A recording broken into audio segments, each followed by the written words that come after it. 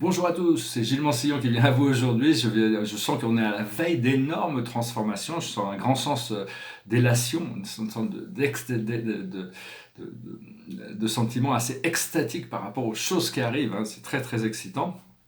Et donc, je vais parler de quelques idées, pour adresser quelques idées sur l'ego, l'alter ego et le super ego. Pas dans le sens que Freud a pu amener. Bon, moi je suis pas vraiment freudien, hein. Moi, il y a deux choses que j'apprécie sur Freud, c'est qu'il a remis l'importance de savoir que nous sommes conditionnés, nous sommes des êtres sexuels qui sont conditionnés par notre sexualité et que le rêve est extrêmement important. Sinon, j'ai pas des complexes que Freud attribuait à toute l'humanité. C'était quelqu'un de brillant, mais très complexé, et il pensait que tout le monde avait les mêmes complexes que lui, ni dans le sens que de Nietzsche, qui aussi est brillant, mais bon, il a plein de choses, quand il parle du super-ego, ainsi par les Zarathustra, et c'est vraiment, c'est quelqu'un qui veut s'auto-déterminer par rapport à son ego. L'essence que je veux attribuer à ces mots, c'est l'ego qui correspond à la personnalité mortelle, qui est l'essence de notre individualité terrestre. L'alter ego, qui est la partie critique de nous-mêmes, qui est tout le temps en train de critiquer notre ego. Ça, c'est des choses, il y a des gens qui ont des alter ego très puissants à l'intérieur d'eux. Ils sont extrêmement critiques d'eux-mêmes et ça les empêche d'avancer. Par contre, ce que l'on doit développer, c'est une sorte de super-ego, c'est-à-dire reconnaître l'identité de notre âme, c'est super-ego qui est soumis à cette présence divine et qui est aligné avec cette... Parce que même on doit abandonner cette personnalité de l'ego qui veut tout contrôler, qui veut tout comprendre, qui veut tout savoir, mais on doit quand même reconnaître le fait qu'on est créé comme des individus, on est individuel et collectif unifié. Et donc cet ego supérieur, et c'est pas, il y a pas de, on peut pas le dénier, on restera un individu, même si on devient universel, on restera un individu, une personnalité. C'est juste que notre personnalité sera transformée du grossier matériel au subtil spirituel. Donc je voulais juste aborder ce sujet, hein, toujours essayer de s'unifier avec la volonté du divin, qui est toujours pour la plus haute volonté de tous, inclut notre propre plus haute volonté, notre plus haut bien. Euh, je parlais hier sur l'idée de quand on tombe amoureux, c'est quelque chose de très puissant, c'est une des forces les plus puissantes, c'est ce qui a inspiré beaucoup de littérature, hein, à travers depuis toujours, c'est normal, on est des êtres créés comme ça, mais il peut y avoir le sens de l'obsession. Moi ça m'est arrivé, hein, de tomber dans des relations qui peuvent être même un peu obsessionnelles, parce qu'on est privé de l'amour de la personne qui n'est pas forcément réciproque dans cet amour, donc il faut faire attention parce que ça nous déconnecte de notre source. Parce qu'on dit tomber amoureux, mais en réalité, si on arrive à s'élever amoureux, plutôt que de tomber, s'élever amoureux, c'est-à-dire reconnecter avec la source et passer de l'amour conditionnel à l'amour inconditionnel. Ce qui nous permet de lâcher prise sur les autres, lâcher prise même sur la source de notre désir pour arriver à trouver cette connexion qui nous permet de créer les conditions pour permettre d'ailleurs à la personne ne peut nier cet amour inconditionnel une fois qu'on l'a développé à l'intérieur de nous, que ce soit romantique ou platonique.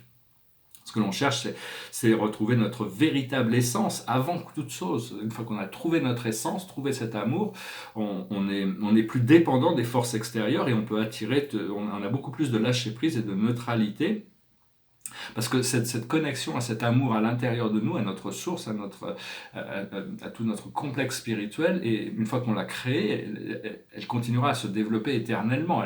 Alors que les relations humaines, aussi, quelles que soient nos intentions, on ne peut pas garantir qu'elles vont être durables, hein. Les gens font des promesses de mariage, comme quoi ils seront toujours ensemble, mais c'est des fausses promesses. Ils ne peuvent pas se promettre ça, ils ne savent pas. La vie, ça se vit jour après jour.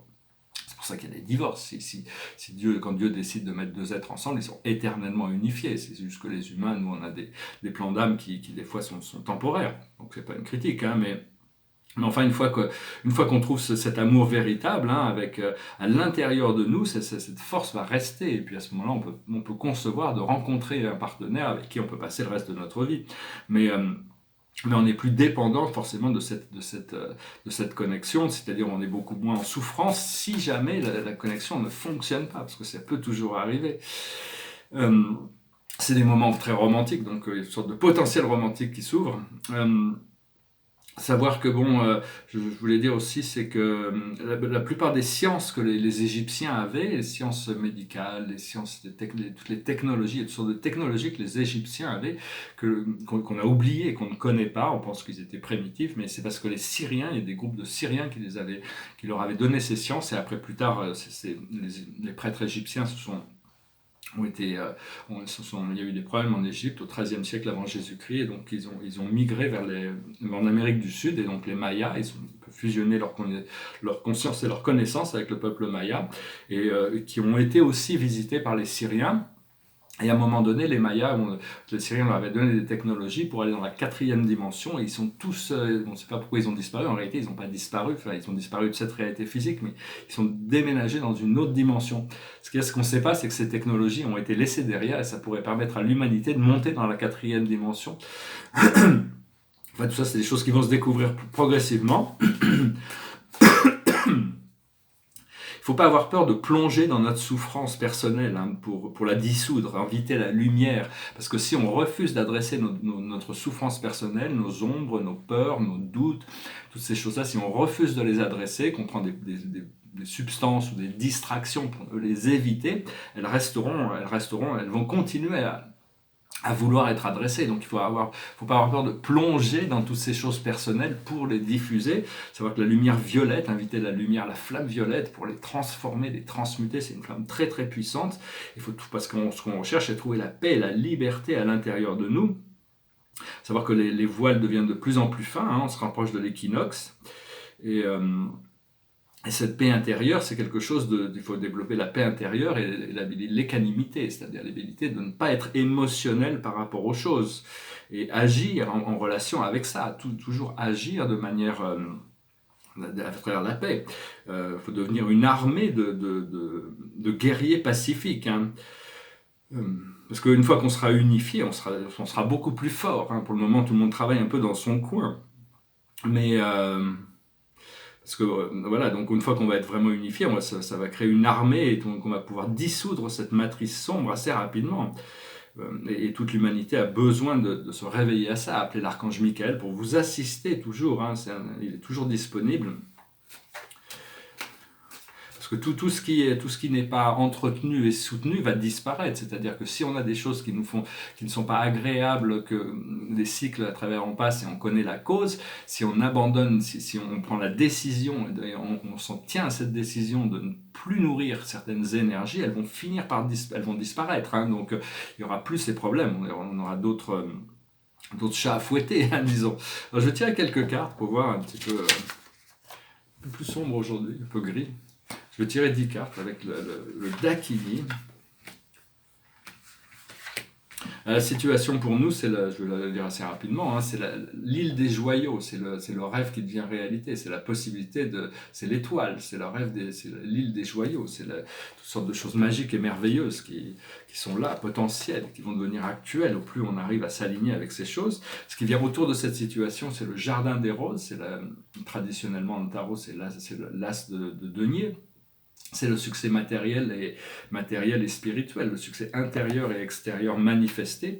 Ce que l'on voit devant nous, c'est le caméléon, c'est-à-dire l'habilité de s'adapter à toutes les situations, de concorder avec toutes les situations. Mais il faut bien rester ancré, parce que sinon le caméléon, sa seule faiblesse, c'est qu'il est il manque de stabilité, puisqu'il est tout le temps en train de devoir s'adapter aux forces extérieures. Donc on cherche cette stabilité pour pouvoir continuer à concorder avec le monde extérieur, mais en solidifiant la base, qui va nous permettre d'établir une connexion plus solide, Ce que l'on a dans notre subconscient, le passé lointain, c'est le tapis magique. Il y a une grande accélération, les portes se sont ouvertes. Maintenant, c'est juste dans notre conscience, on a beaucoup évolué. On ne se rend pas compte des progrès qu'on a fait dans ce cycle de 7 ans, depuis la fin du calendrier Maya. Énormément de choses se sont passées. Là où on en est actuellement, c'est l'autopréservation, c'est-à-dire on a encore besoin d'aller se réfugier à l'intérieur de nous, dans ce temple de paix et d'amour à l'intérieur, parce que le monde extérieur n'est pas encore complètement en harmonisation. La manifestation de cette paix intérieure n'est pas encore complètement manifestée dans le monde physique. On a toujours ce temple à l'intérieur de nous. Ce qui arrive dans le futur immédiat, c'est les vagues de l'extase. Alors ça, c'est super, on ne sait pas trop, hein, on accepte, on prend de toute manière. Hein, faut pas... Donc on prend, c'est le Saint Graal, c'est l'amour. Le Saint Graal, c'est en réalité, ça a toujours été à l'intérieur. Les gens ont fait toutes sortes de quêtes à l'extérieur d'eux-mêmes, mais même l'élixir d'immortalité, c'est quelque chose qu'on a à l'intérieur de nous. Mais ici, ça parle d'amour, ça parle de partage. Notre force dans la situation, c'est taking up the arms. C'est-à-dire, c'est quelqu'un, on a envie que ça avance vite, mais les choses avancent. C'est quelqu'un qui gesticule sur le dos d'une tortue. Donc, on ne peut pas faire que la tortue, elle va avancer à son rythme, de toute manière. Pas la peine de trop gesticuler, rester bien calme. Ce qui vient autour de nous, c'est la lune, c'est les tests, c'est les challenges, c'est les ombres, c'est un champignon phallique, c'est Soma.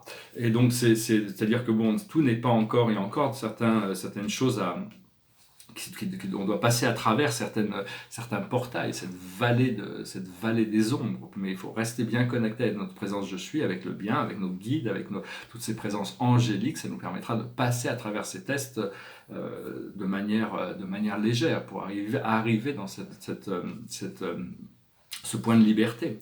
Un Dieu, une vérité, un point de liberté. C'est Thoth qui mentionne ça, mon ami Thoth, le maître de sagesse d'Atlantide. Ce que l'on a dans nos forces intérieures, dans nos forces intérieures, nos espoirs et nos craintes, c'est le siège chaud, c'est le siège de l'empereur, c'est-à-dire des responsabilités, mais on assume les responsabilités, on est dans notre pouvoir, il faut assumer nos propres pouvoirs, nos propres énergies, il faut contrôler, on ne peut pas contrôler le monde, mais on peut contrôler, comme disaient les stoïques, il y a des choses qui sont dans notre pouvoir. Les trois forces sont de contrôler ce qui est dans notre pouvoir, de lâcher prise sur ce qui n'est pas dans notre pouvoir et de différencier entre les deux. Et l'aboutissant, c'est slay the ego, c'est-à-dire tout ce qui est inférieur doit être abandonné pour pouvoir évoluer vers quelque chose de supérieur, développer cette identité supérieure en tant qu'âme. Et donc tout ça, parce que tous les anciens cycles ne sont plus soutenus, donc il faut vraiment pouvoir lâcher prise, et l'univers est en train de nous assister avec tout ça. J'espère que cela aura résonné avec vous.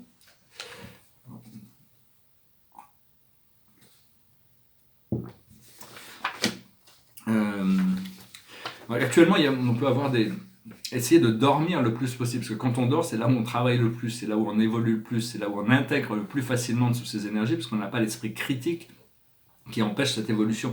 Donc par rapport, bien sûr, je dis pas... Des fois, je me dis, j'aimerais bien hiberner, pouvoir passer 6 mois à dormir, j'aurais intégré toutes les énergies de l'ascension, mais bon, il faut vivre cette vie sur Terre aussi, et puis on a des responsabilités ici. Mais... actuellement, on peut avoir des cycles de sommeil qui sont interrompus pendant longtemps. Maintenant, ça commence à aller mieux. J'arrive à dormir des nuits complètes, mais je dormais 2 heures et puis je me réveillais pendant 2 heures et je redormais 3 heures. Et donc, je me passais des mois entiers à dormir 4 heures, 5 heures par nuit, ce qui est quand même assez fatigant. Mais enfin bon, c'est l'esprit qui me réveillait, on n'a pas le choix. Mais donc, c'est essayer de dormir le plus possible pour intégrer ça. C'est d'intégrer ces nouvelles énergies. C'est très efficace. Et donc, savoir que quand on est tous connectés à tout, éternellement, de toute manière, on est tous un, on a toujours été un, donc on est tous connectés à tout en réalité, et donc on peut être affecté de manière négative par certaines des énergies du collectif qui viennent à nous, et on pense que ça vient de nous, alors qu'en réalité, c'est des choses qui circulent dans le collectif énergétique de la planète. Ceux qui ne sont pas, il y a des gens qui ne sont pas conscients de ça, qui peuvent recevoir des énergies négatives et ils pètent les plombs, ils deviennent fous, alors qu'en réalité c'est juste de les transmuter, de ne pas s'accrocher sur des choses, des idées, des pensées qui peuvent nous traverser, qui ne nous appartiennent pas, mais qui font partie de ce collectif, hein. Et donc il faut pas prendre nos pensées, des fois il y a toutes les pensées négatives, il faut pas leur prendre sérieusement, il faut les transmuter, demander à la lumière violette d'envoyer dans le monde, ça permet d'apaiser un peu les choses. Quand on travaille depuis le cœur, avec l'amour de la source, toutes ces énergies inférieures, on ne peut plus être pénétré par ces énergies inférieures. Au plus on s'élève, au plus ces énergies, elles peuvent passer autour, mais elles ne peuvent plus nous pénétrer. Si on a encore ces énergies négatives qui viennent du collectif, c'est parce qu'il y a des trous dans notre aura. Donc il faut solidifier notre aura. Hein. Notre aura, c'est un peu comme un champ tubulaire, une sorte de torus. Et... voilà, donc je voulais dire, c'est une autre chose très importante, il faut savoir que c'est nos besoins qui viennent en premier, et notre bien-être, hein, on ne peut rien faire pour les autres avant de s'être occupé de ce bien-être, même si bon, des fois, Des fois, on peut avoir des gros problèmes personnels. Des fois, le simple fait d'aller aider les autres, ça nous permet de sortir de nos problèmes personnels. Donc, c'est une manière de retrouver son bien-être, de servir. Et le service reste essentiel. Au plus on peut servir, au plus on peut donner de lumière, au plus on peut en recevoir. Les choses fonctionnent comme ça. Donc, tout est connecté, tout est un. Mais il ne faut surtout pas essayer de faire le travail des autres pour eux, hein, de porter les autres sur nos épaules, de faire leur travail, parce que sinon ils ne verront jamais la nécessité de changer. Si à chaque fois que quelqu'un, c'est comme un enfant, s'il fait toujours des bêtises, mais il n'est pas sanctionné par ses parents avec intelligence, mais pour lui permettre de comprendre ses erreurs, il va jamais avoir besoin de les rectifier. Donc il y a quand même, c'est l'univers qui vient pour nous, avec ce qu'on appelle le karma, pour nous apprendre ces choses. Donc c'est juste une question de savoir que bon, on doit aider les autres, on doit une main, on doit aider les autres, on doit assister les autres, mais on ne doit pas faire le travail pour eux, on ne doit pas mâcher la nourriture pour eux. On peut leur servir quelque chose, une idée, mais c'est à eux de choisir de se servir et de la mâcher, la digérer, ces idées, ou de résoudre. Tout le monde a les moyens de résoudre son propre programme. Donc la meilleure chose, c'est d'essayer de faire le maximum pour montrer l'exemple. Hein, mais on n'a pas de responsabilité en dehors de nous-mêmes. C'est ce que, mis à part ce que l'on est appelé à faire. La Terre vit, hein, la Terre c'est quelque chose de vivant, partout, il n'y a que du vivant, hein, tout l'univers c'est que du vivant, on n'est pas encore conscient de ça scientifiquement. Et je regardais, il y avait une photo sur Instagram qui passait, c'est une émission de télé, c'est une photo de 1970, début des années 70, c'était la première équipe de Star Trek, un show de télé très avant-garde, très visionnaire. Et c'était cette première équipe avec James Kirk et Monsieur Spock et il tenait ce panneau qui disait « Avant de chercher la vie sur d'autres planètes, pourquoi n'arrête-t-on pas de détruire la vie sur la nôtre ?» Déjà dans les années 70, il y avait cette conscience. Hein, c'est juste que maintenant on est obligé on est en train d'en prendre conscience beaucoup plus. Donc c'est juste une question d'être plus respectueux par rapport à notre planète. C'est ce qu'on est en train de se réveiller. Hein. C'est pas l'idée de changer le climat. Hein. C'est prendre conscience de notre planète. Le climat va revenir en équilibre. À la fin, une fois qu'on aura fini cette transition, tous les climats seront en équilibre. La vie sera paisible partout. L'amour rayonnera de toute la vie. Hein. On a besoin de se réveiller surtout. Donc la plus haute sagesse pour nous aujourd'hui, c'est l'orphelin. Ce que l'on doit comprendre, c'est le Père. Justement, se reconnecter. Une fois qu'on est reconnecté à notre Père divin, à notre présence je suis, on ne se sentira plus orphelin. Ce que l'on doit faire, c'est les Amérindiens. Et l'aboutissant, c'est le grand prêtre ou la grande prêtresse. C'est-à-dire une prise de pouvoir, une prise de conscience, une mémoire. Et donc, Alors oui, voilà, donc je continue un petit peu, là j'ai fini mes notes, c'est de dire que la flamme violette a le pouvoir d'effacer toutes les mémoires, d'effacer les causes, d'effacer les effets. C'est une flamme transmutationnelle qui est dans la 7e dimension, on a 7 chakras, et la couronne maintient la 7e dimension, donc c'est une flamme qu'on peut faire descendre et circuler à l'intérieur de nous, mais on peut aussi l'utiliser abondamment dans toutes les situations, dans nos pensées aussi, pour nous aider, visualiser, imaginer. Il faut utiliser notre imaginaire avant de pouvoir ouvrir l'œil de notre esprit et commencer à avoir toutes ces formes du monde invisible qui se manifestent de manière lumineuse dans notre esprit. J'ai bu un café aujourd'hui. Enfin bon, c'est pas grave, je vais doucement, je me permets certaines choses, des fois on a besoin de se réveiller un peu. Ouais, et donc, il ne faut pas être trop sévère non plus, trop strict, mais bon, non plus, on a quand même envie d'avancer.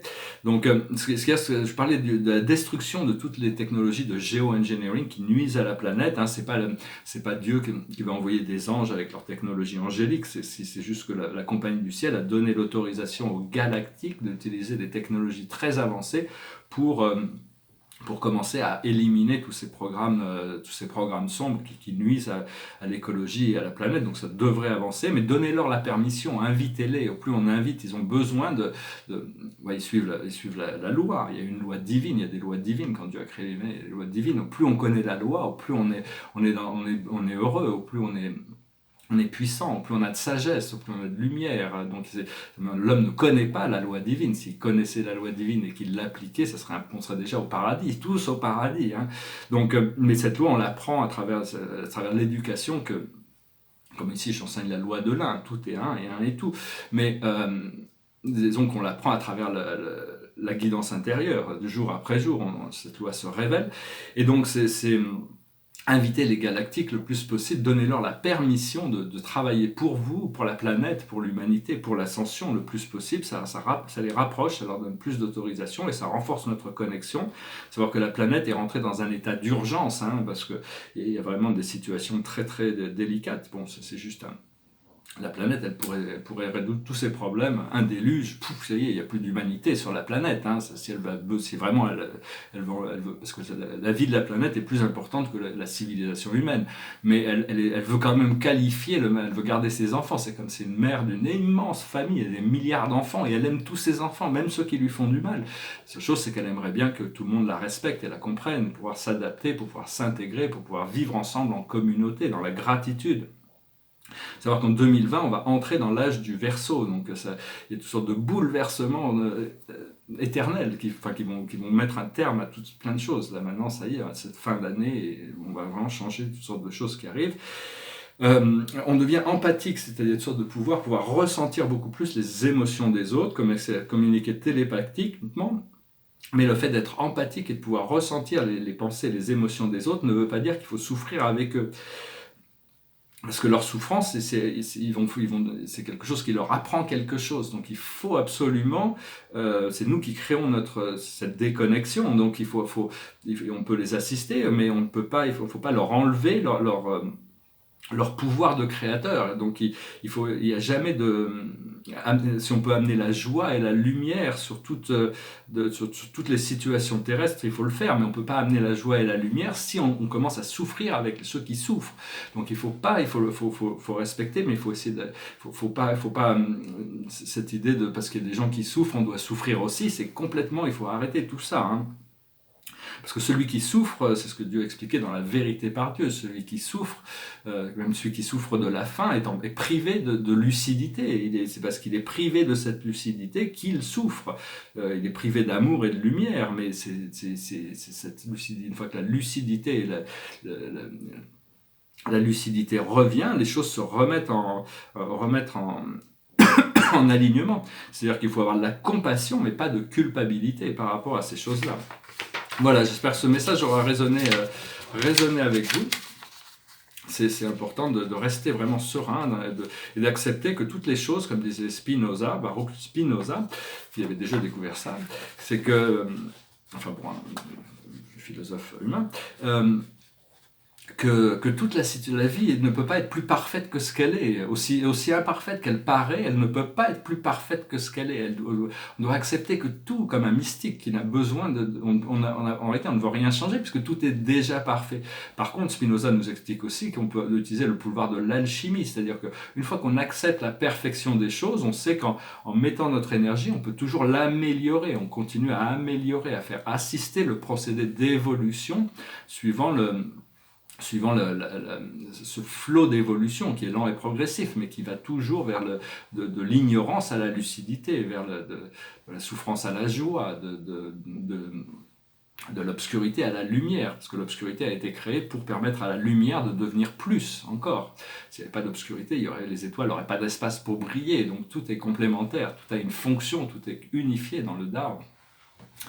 Voilà, j'espère que vous avez trouvé ce message intéressant, c'est un peu plus long que d'habitude. Et il y a des grandes transformations, là je suis très très excité, on va voir j'espère que ça va arriver, je pense que ça va arriver, il faut que ça arrive gracieusement de toute manière. Le tableau derrière moi, ici c'est un portrait.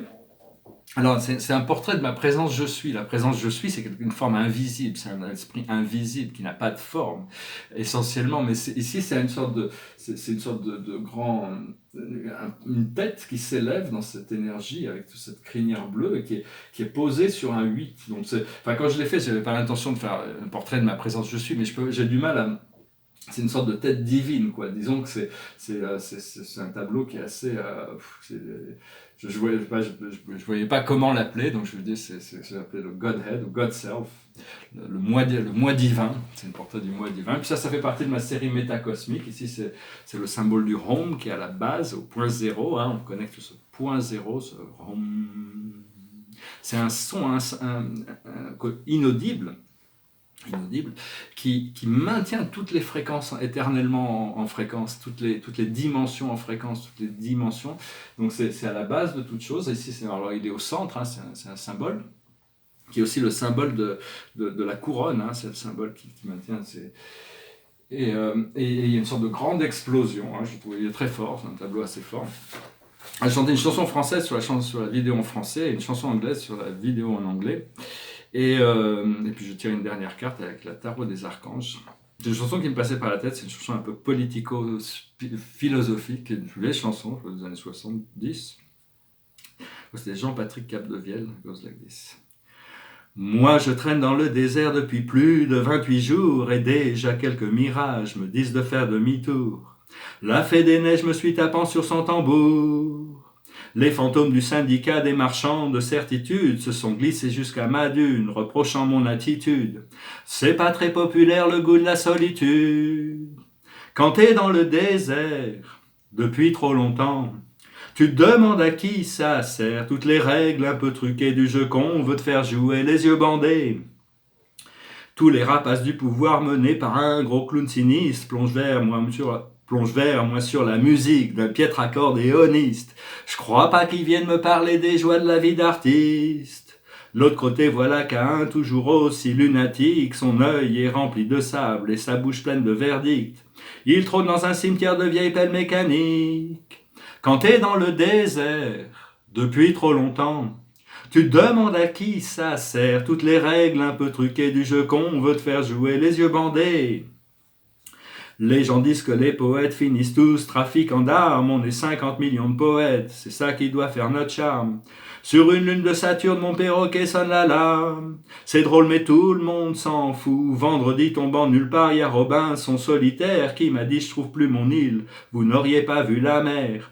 Va falloir que je lui parle du thermonucléaire. Quand t'es dans le désert, depuis trop longtemps, tu te demandes à qui ça sert, toutes les règles un peu truquées du jeu qu'on veut te faire jouer, les yeux bandés.